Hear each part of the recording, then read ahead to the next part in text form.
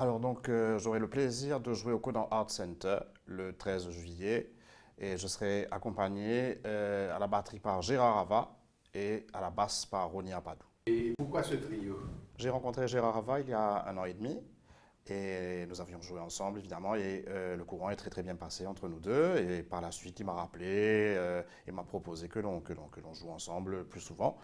Et nous avons également contacté Ronnie Apadou, qui est un formidable musicien qui joue très très bien du piano, de la guitare et aussi de la basse. Et pour les besoins du concert du 13, il sera bassiste. Et donc nous essayons d'évoluer dans des styles très très différents. Ça va du classique évidemment, parce que moi je suis pianiste classique de formation. On essaie de passer un petit peu par le jazz, par la variété, aussi la musique d'ambiance. Donc ça va de compositeurs classiques comme Grieg, Monty, à carrément du Richard Clayderman, de la musique indienne aussi, de la musique de Bollywood. Donc quelque chose de très très varié. Pourquoi cet éclectisme, ce mélange, si on veut dire? Notre but premier, de divertir. Franchement, c'est tout simple. Et d'emmener, de renouveler, on va dire, le public des concerts, d'avoir plus de gens au concert de piano. J'ai fait pas mal de récitals de piano classique, enfin, en solo, aussi en accompagnateur, en musique de chambre. Et le public, pour le classique, reste quand même assez confidentiel, assez restreint. On va dire que quand on a une centaine de personnes, il faut être content, quoi. Donc le but est quand même d'élargir évidemment ce public-là et de faire découvrir ce magnifique instrument qu'est le piano et en combinaison évidemment avec la batterie et la basse.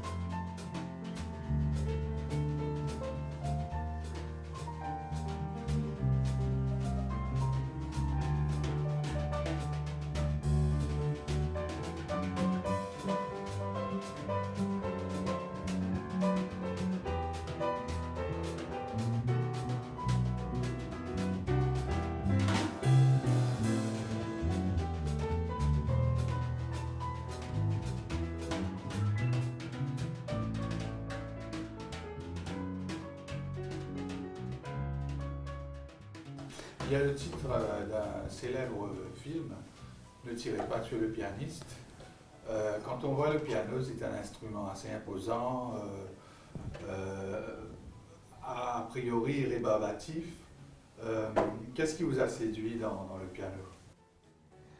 Je pense qu'on essaie d'initier les gens au piano en leur faisant écouter de la musique classique, parfois un peu trop ardue, quoi. Des œuvres, je sais pas moi, on peut pas euh, à- commencer par exemple des concertos de Tchaïkovski ou les concertos de Beethoven.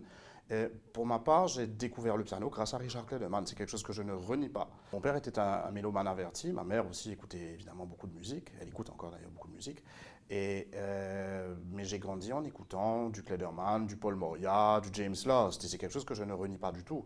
D'ailleurs, c'est grâce à ces musiciens que j'ai pu par la suite apprécier des thèmes qui sont dans la musique classique. Donc je pense que balancer du Wagner, du Beethoven, comme ça, un public qui n'est pas forcément initié, qui n'a pas forcément eu l'occasion d'écouter ces musiques, c'est pas forcément une bonne chose. Donc à travers Vous ne notre citiez pas Chopin? Chopin aussi, bien entendu. Chopin, quoi que Chopin et Mozart sont quand même assez faciles d'accès. Moi-même, j'ai commencé à l'âge de 12 ans à écouter de la musique classique. J'ai commencé par eux, quoi. Mais on a cette image d'une musique élitiste, d'une musique qui est pas. Moi, je viens d'un milieu très modeste je vais dire avec des parents quand même très mélomanes, et ça ne m'a pas empêché de devenir un pianiste classique. Mais évidemment, ça se fait par étapes. On découvre la musique à travers des thèmes relativement simples et puis petit à petit on évolue. Les goûts, enfin, il faut avoir cette curiosité intellectuelle aussi d'aller vers l'opéra, etc., vers la musique contemporaine. Mais moi je pense que enfin, notre concept, comme je vous l'ai dit, c'est de divertir évidemment, mais c'est aussi de permettre aux gens de découvrir ou redécouvrir certains très très beaux thèmes de la musique classique, du jazz, voilà, de la musique d'ambiance aussi.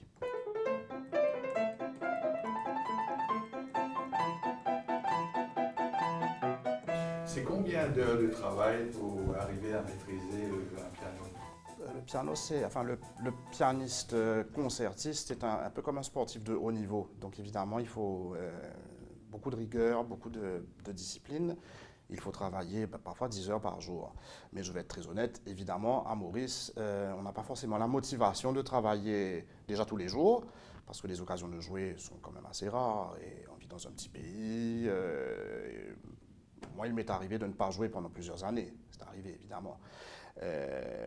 Mais si on veut arriver à un très très bon niveau, évidemment, il faut travailler minimum 5 heures par jour.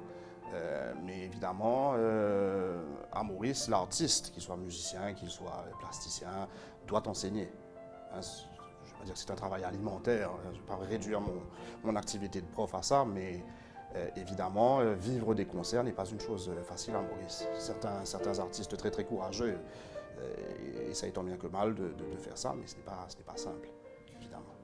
Vous donnez un concert bientôt donc au Codan. Vous avez joué un petit peu partout dans l'île, j'imagine. À quand un concert de Kenneth Babadji dans l'océan Indien, par exemple? J'ai joué à l'île de la Réunion il y a une dizaine d'années. J'ai accompagné la merveilleuse Véronique Zuel, très très grande chanteuse. On a donné 2 concerts, mais qui étaient des concerts privés à l'île de la Réunion. J'ai eu l'occasion de jouer en Autriche l'an dernier, à Salzbourg. Ça m'est arrivé aussi de jouer en France. C'était au siège enfin là encore un concert privé. J'avais accompagné un chœur, enfin, des chanteurs. Mais évidemment, c'est prévu. Hein. Nous avons des projets, nous avons l'intention de faire une petite tournée. Nous avons donc donné un premier concert public à Eureka, c'était le 8 juin dernier.